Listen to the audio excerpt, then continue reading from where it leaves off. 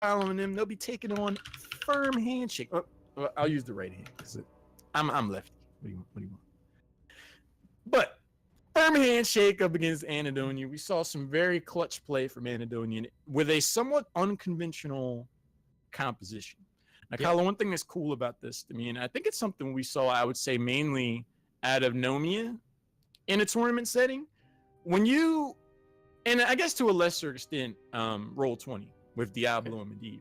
When you take a hero or a combination that's not necessarily meta and you make it scary, you afford yourself some potential options, because if the enemy team is incentivized to ban that out, then you can help yourself to like the Anubaraks and these S tier heroes that get banned a lot. And I think dude, if I saw that Chin Illinen game, I don't know if I'm banning either one of them just yet. No, but not yet. When you makes it to the finals, and they've just been like looking like these unstoppable beasts. I don't know, man. Honestly, like, Chen is a hero that not a lot of teams play, and he's so good right now because I was talking earlier, like, we have a high DPS, low stun meta because of Uther. Like, Uther you don't want to pick stuns into because of Guardian of the Ancient Kings. So you pick heroes like, like Tyrael, like Vala. That's why Vala showed so much play. Like Tassadar, Tassadar is basically like another ranged assassin now. But at the same time, then, like, I just heard Argy. Was it Braxis that got banned? Sorry, I just completely lost my head. Okay, I just completely lost my train of thought. But okay, word. Yeah. Basically because of high damage, no CC, or like low CC. Oh frick, man! I'm actually so stupid. I completely forgot what I was trying to say. You're talking about Roll20. The Uther meta, how Uther shows up. You want to avoid stuns, so it brings some of these other heroes to the forefront, like Vala. Like it was something else. If I get reminded, I'll bring it up. But it was actually, it doesn't matter at this point. But it matters to me, Colin. I've never just like completely lost my train of thought like that. That's really funny. It's all good. You heard the dulcet tones of that good old fashioned Argy. I get it, man. I get it. Damn, so troll. I'm so tilted. But no, I mean, it's just the idea. If you take these unorthodox heroes and you make them look meta, you force your opponents into a tough spot. Chen, that's what we were talking about. Oh my gosh, dude, Chen, Storm and Fire, the midseason brawl. So like, I'm so sorry. You guys know about that. Okay, so we were talking about Chen.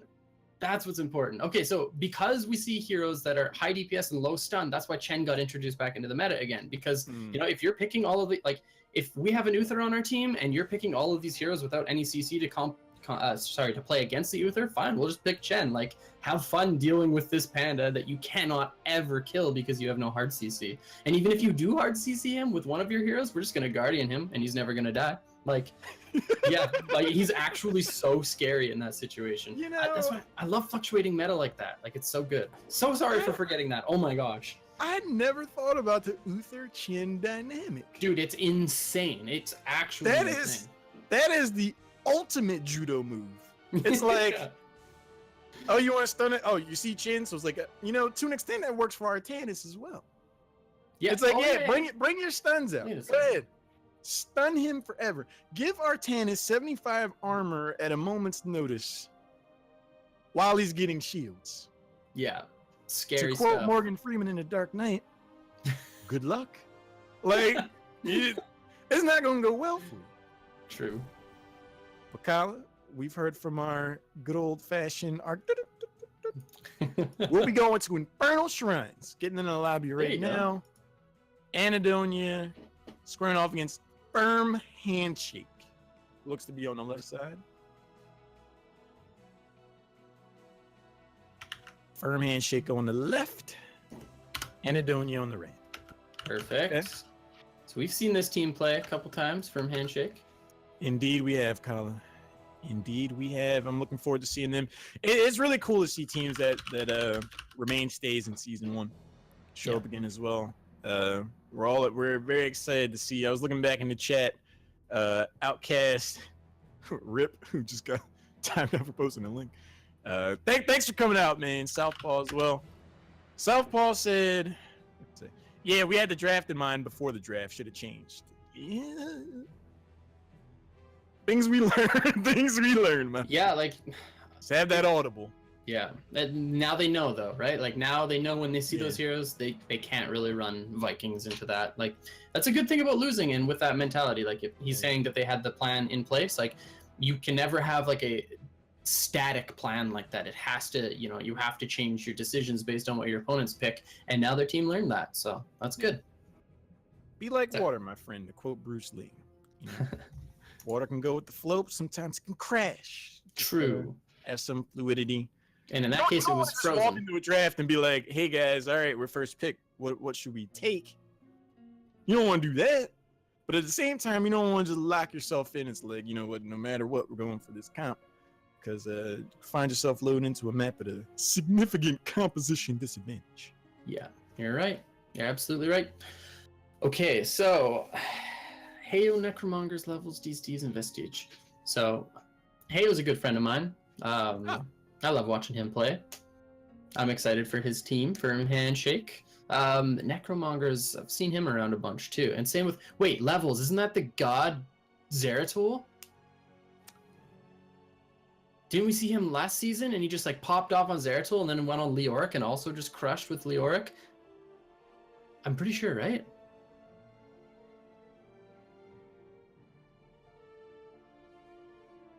Halorn, are you there, my sir?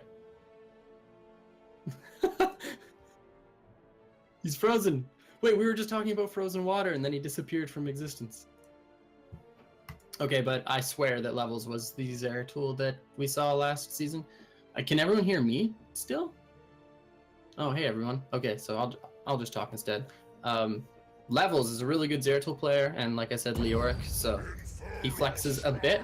Now we're on Infernal Shrines. Got Firm Handshake on the left, Anhedonia on the right, so. Bans coming out. Like traditionally, you see a lot of teams try to deny Gul'dan on this map just because he's so good with controlling the shrine.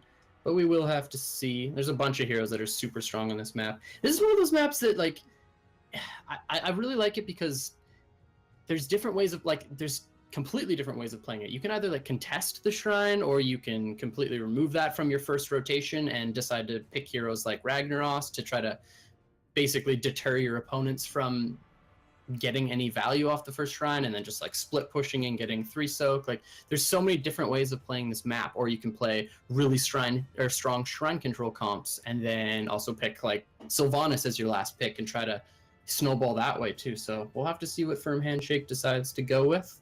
But yeah, I love this map basically for that reason. A new rack first ban, pretty typical. I like the Uther ban for Anhedonia if they do decide to go with this. So it is the Uther ban. He's just so insanely powerful. That Guardian of the Ancient Kings, you guys. Genji, first pick. So the Firm Handshake are going to become the dragon on this draft. Now the response picks. Again, Dahaka is available. Greymane is up. So we see Dahaka and Greymane being picked up for Anhedonia. Now, oh wow, the Rhaegar instantly picked. I think that's a... Actually, wait, this is on current patch, so that's the Malfurion change, I believe. So Rhaegar gaining more value then, and also, he controls the shrine really well. He can basically go Lightning Bond and throw his W onto one of his allies, and allows them to push into the Guardians and kill them pretty easily. Rhaegar and Diablo, very interesting choices. Diablo picked up in the 2-3. Maybe Firm Handshake were expecting Diablo to be either picked or banned, but I can hear you.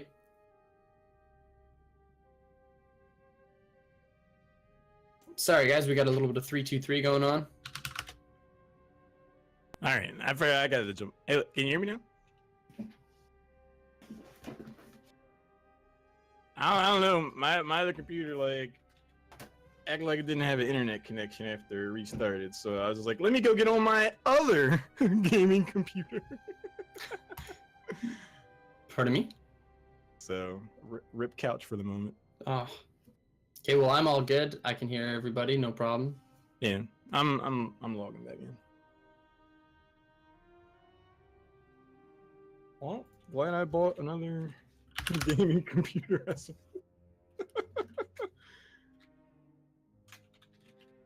All right.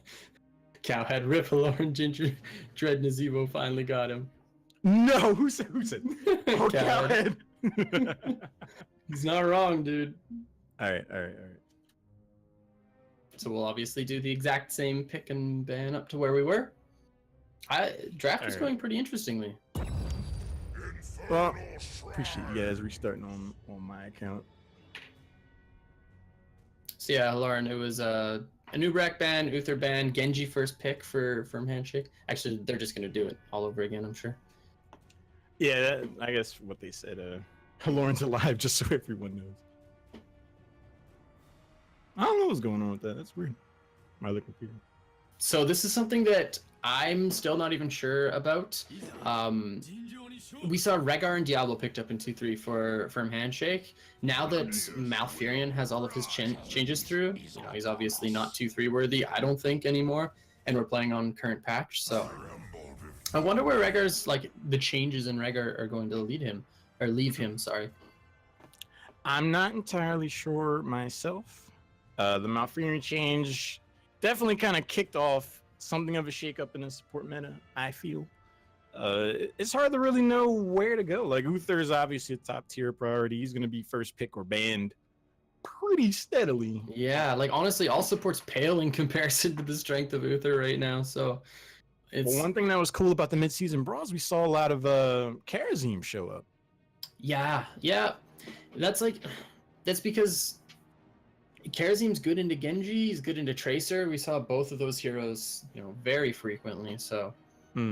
But he's another one of those supports that relies on his team to have strong coordination, because you have to play differently with a Karazim on your team. You don't have cleanse until level 16. You have to understand the limits of his range when it comes to palm, so you need to position differently in team fights. There's all types of stuff that has to go down with that. The Sonya ban, actually that's pretty heads up for Anhedonia. You Sonya with Rhaegar, so much shrine control. I actually really like that ban. That's smart.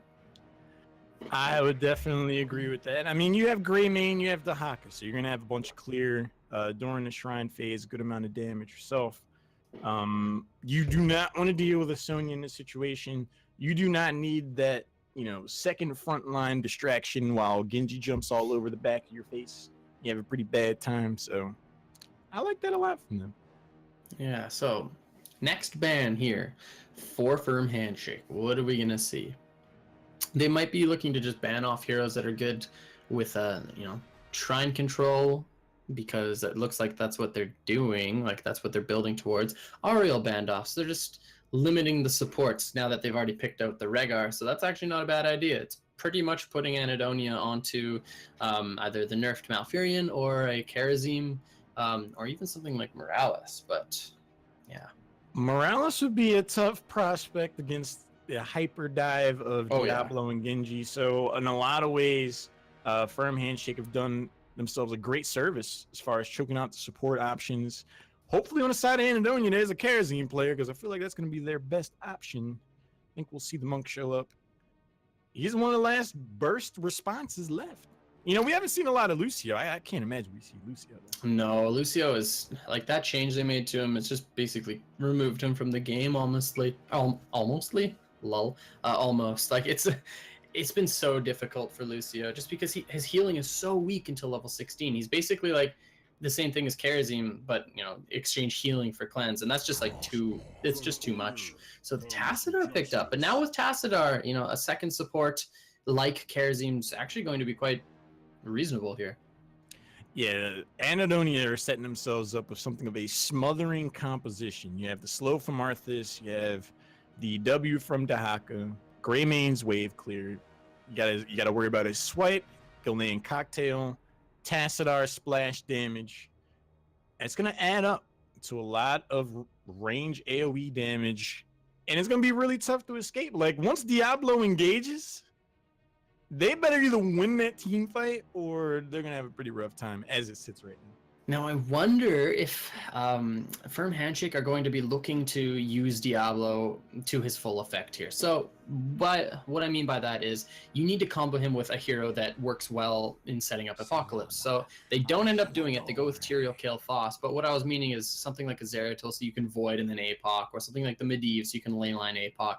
But it looks like they're just wanting to control. And like this comp is so good for controlling shrines. You know, Tyrael for after once he gets level 16 and has Holy Ground, he's going to be able to basically zone out Anhedonia from getting into the shrines. I know it's late, but still, you know, and Kael'thas's shrine control is insane, as well as this Rhaegar with these two warriors plus Lightning Bond. Like, that's a lot of control. And their team fight also has a lot of control. You know, there's stuns and CC with Diablo, there's zoning control with Tyrael, there's stuns with Kael'thas, you know, the Earthbind Totem as well. So I really like Firm Handshake's draft, actually, so far. Last support, I would expect probably the Kharazim, like we were talking about. I think any other support's just going to get dove too hard. Ooh, and yet, Okay. I wasn't expecting to see Malfurion. I thought for sure we'd see Kharazim. Now, Kharazim's one of those, like, high risk, high reward kind of supports. I feel he dives in. You have to have a really strong mechanical level of play. You know when you use those Radiant Dashes. And maybe the support player was like, hey, I don't know if I want to in there like that with this Diablo and Tyrael. Next thing I know, I'm Holy Ground and I'm stuck in a weird spot. Let me just hang back and press this R button if things get too dicey with Twilight Dream. And that's true.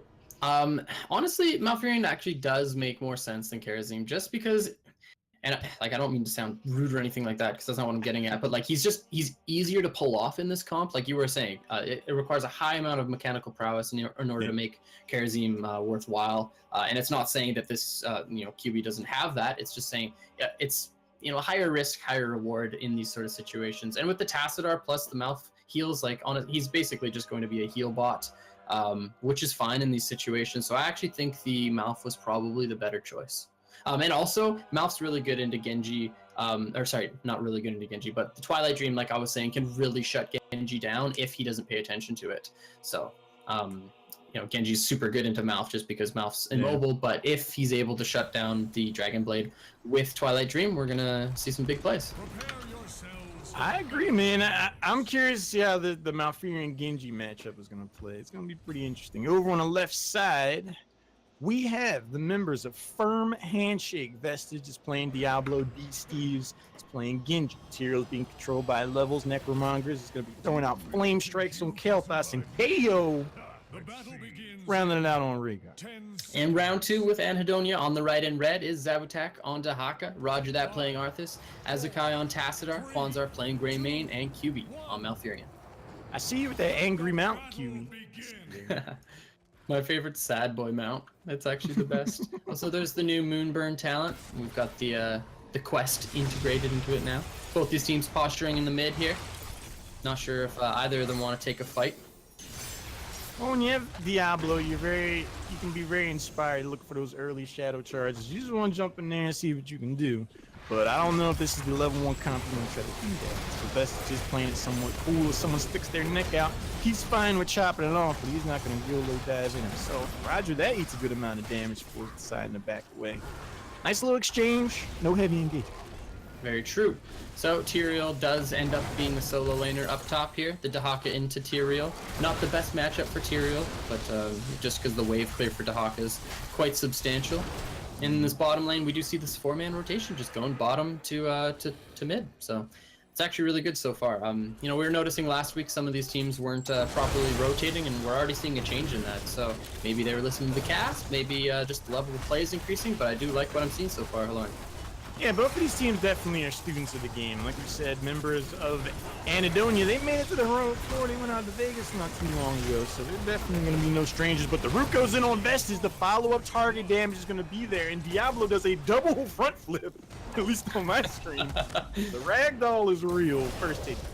And that Howling Blast and Entangling Root is not something you can scoff at. Like, that just provides so much CC, and if you know, Diablo's already gone in, like, and there's no cleanse available, he's pretty much a sitting duck at this point. So, good call by Anhedonia for all of that follow-up damage. And Heyo actually getting chunked out, but he is a VV good boy, and he just healed himself up.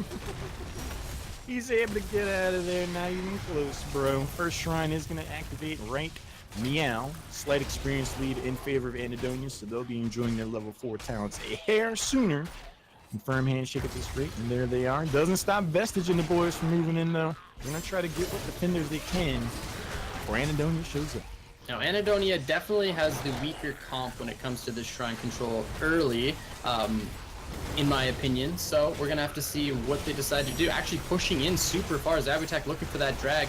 Doesn't land so far, and a little bit of chunk damage going out onto the front line of Anhedonia. And they actually zone off Firm Handshake quite well from these skeletal defenders. So 13 to 13 now, equaled up. Yeah, it's anybody's guess who's going to get this first Punisher at this rate. Level 4 is now picked up. Gravity Lapse goes in. QB's health bar takes an alarming drop. Malfurion gets taken down. Kwanzaa tries to respond on Greymane, wraps around a corner, jumps out of wolf form. The follow-up damage levels in D-Steve, sees to his demise. Vestige is able to shadow charge out with a bare sliver of health. Nicely done, Firm Handshake. And Diablo's engage there was actually fantastic. You know, the flip over onto the Greymane, actually able to get Firm Handshake that first kill. I did say that they do have the stronger shrine control, and I seriously do believe that, you know, if they follow up this damage with Diablo and Kale Foss, they're going to be able to kill targets quite easily. So excellent job there by Firm Handshake, securing that first. And actually the damage going out onto Arthas as well, you know, the pin into the wall, and that's the CC I'm talking about. Like, they can blow up any target here, and now quite a significant advantage going over to Firm Handshake.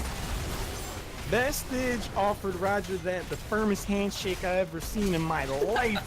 That shadow charge, the follow-ups there, sends him back to base. As the guy's low on health, he's able to shield himself and get out. With all this follow-up pressure after the objective, the first fort is gonna get claimed by Firm Handshake. Exactly. You know, one wave missed top, and now a half of a wave missed bottom for Firm Handshake, but they got the fort off of that first. They got the fort off the first Punisher, so they're not worried about that at all. So really good job by Firm Handshake so far, and now they're just gonna be able to walk to these lanes and, you know, pick up these waves of soak that have started to crash in. And now both these teams looking to pick up a camp. Actually, Roger that, and not starting his on the right hand side. So camp picked up for Firm Handshake.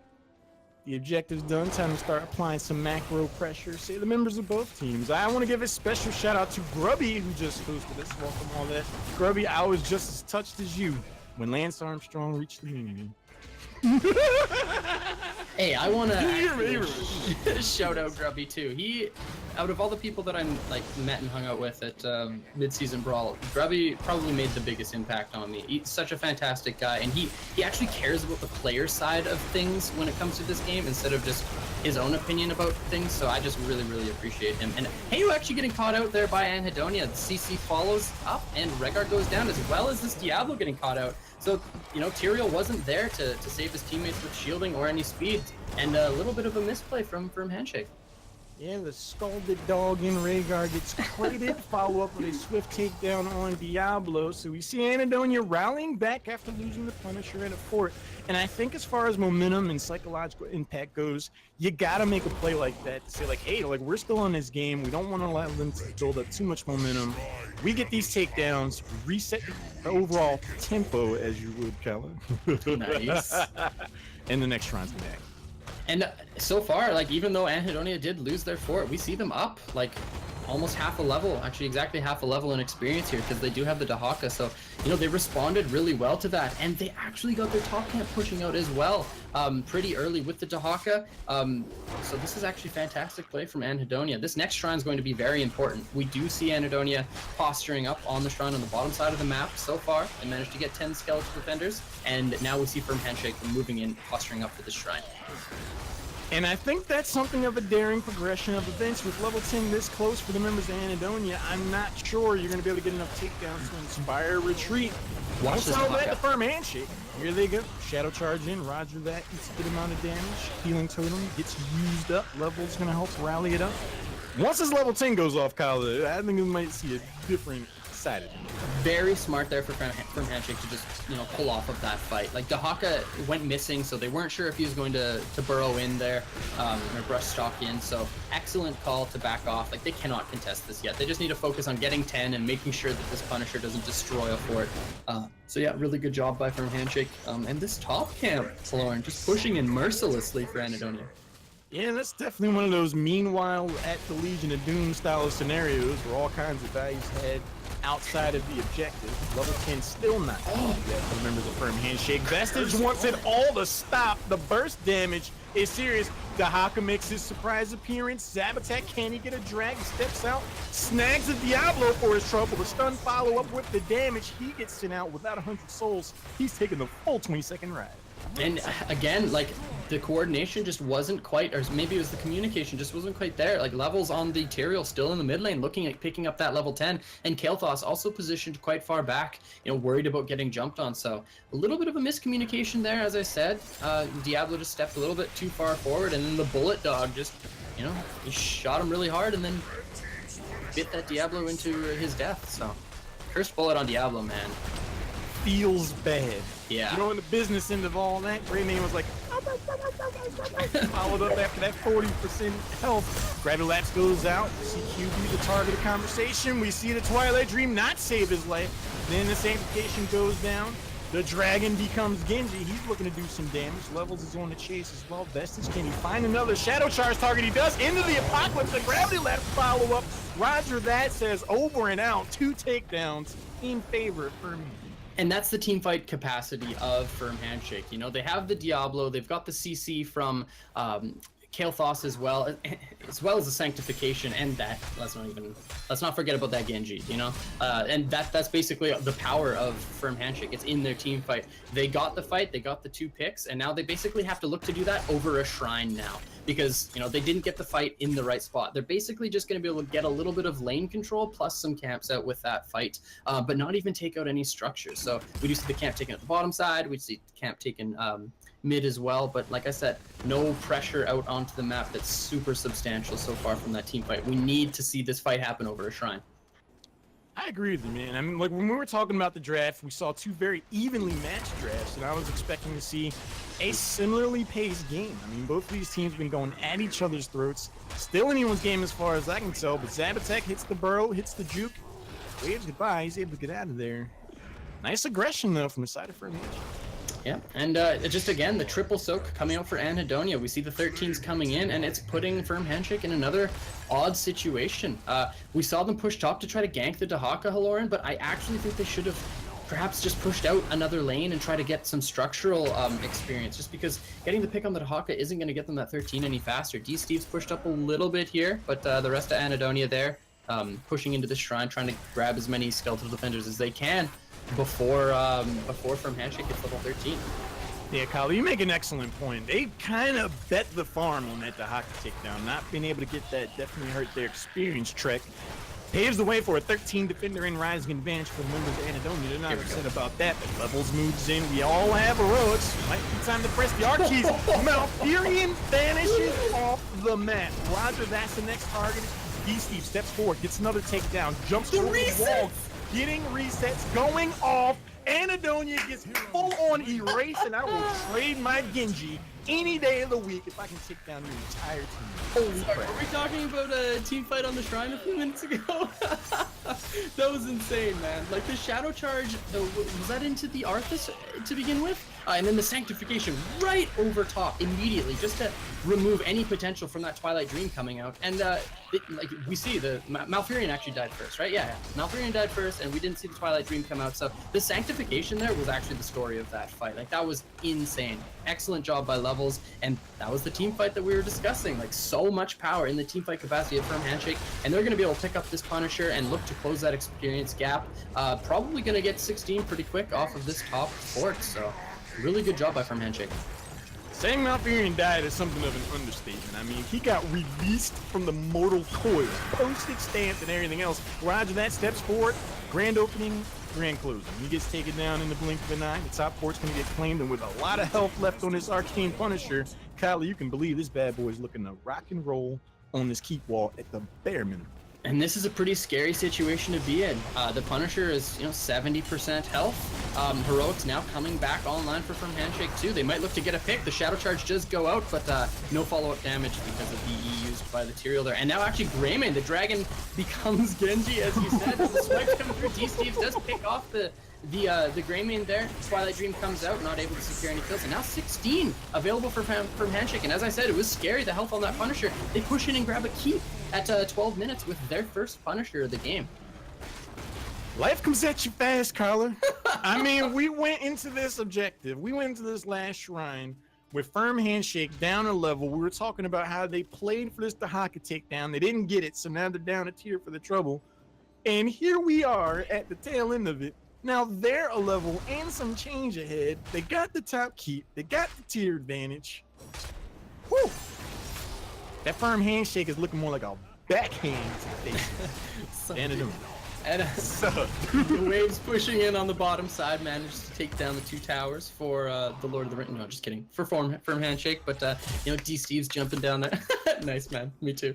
I hear it. me, same. Yeah, D-Steve's looking, picking up that wave, and now he's just deciding to leave it. 16 is coming in for Anhedonia in just a moment here. So this next shrine is also going to have a very powerful team fight for both these teams. It's going to be probably, the next big chance for Anhedonia to get themselves back in this game. So Cursed Bullet goes out onto Vestige just to say, hey, I am a dog with also a gun.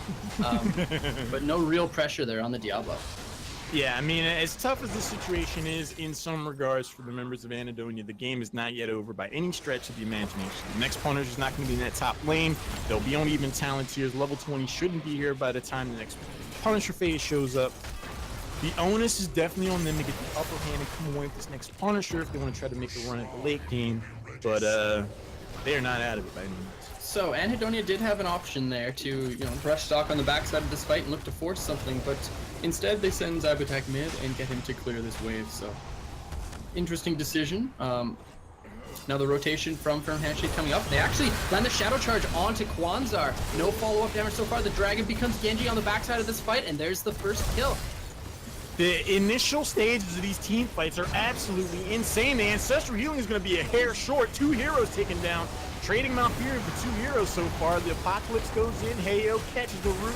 He's trying to get the heck out of dodge. Roger that on the chase, slowing the Rhaegar down literally to death. Diablo's going to be the next target as Kai, Kwanzaa, and Roger that find Vestige. And Roger that, like, I remember that Shadow Charge earlier, but a little bit of payback. Okay, so that time the Twilight Dream landed almost perfectly, and we saw basically the entire engagement of Firm Handshake go out the window. Also, I'm just going to keep saying that the dragon becomes Genji. That's actually the funniest thing in the world. But yeah, so there was no kills to be had off of that initial engagement, and that's what Firm Handshake were looking for. So the Sanctification, I think, needed to come out a little bit earlier as to alleviate the pressure from that Twilight Dream. Fight going over for Anhedonia. You got to give it to them on that one, man. Like, they got engaged on and turned that fight around very, very well. So a sound response, Kyle, I would say. Indeed. We're talking about they need to come away with the upper hand in this next Punisher phase against Firm Handshake, and I dare submit to you, Kyle, that they would do exactly that. They're gonna help themselves to a Mortar Punisher, look to get some damage in on a already hurting middle fort. So now they can make a potential play to keep wall at the bare minimum. Yeah, quite a bit of pressure coming in for Firm Handshake on this top side too. They've got the Katas, they've got the Fallen Shaman camp, but they also have the response, there's the Dahaka there. So do Anhedonia look to capitalize on the jump of the Punisher? It looks like they're not doing that. They're just looking at taking out this wall, trying to get to that level 20 because, they're saying, hey, we see you guys' team fight, we're going to respond to it. So neither of these teams, making an engagement right now. Anhedonia just wanting to back off, but D-Steve's jumping in, stalling the backs, and actually forces out the heroic of Arthas, so that's pretty substantial. That might be too for flinching in some perspectives, but I think they had to secure their disengagement. So I definitely understand why Roger that wanted to do that. They've been on the business end of Genji's Dragon Blade plenty of times. They get taken down here with that exposed top lane. That could be game, but you catch Roger that out anyway. That's the exact situation they were looking to avoid. That's bad business. That's really unfortunate because Army of the Dead definitely didn't need to come. Okay, actually, the Holy Ground and plus the Shadow Charge onto the Greymane, and he is instantly badly deleted. Haloran, the game is falling apart for Anhedonia. These single picks and staggered deaths are going to be the death of them. Firm Handshake now looking at targeting the bottom structures here, opening up this keep. Do they look for more? Level 20s now coming in real close for Firm Handshake.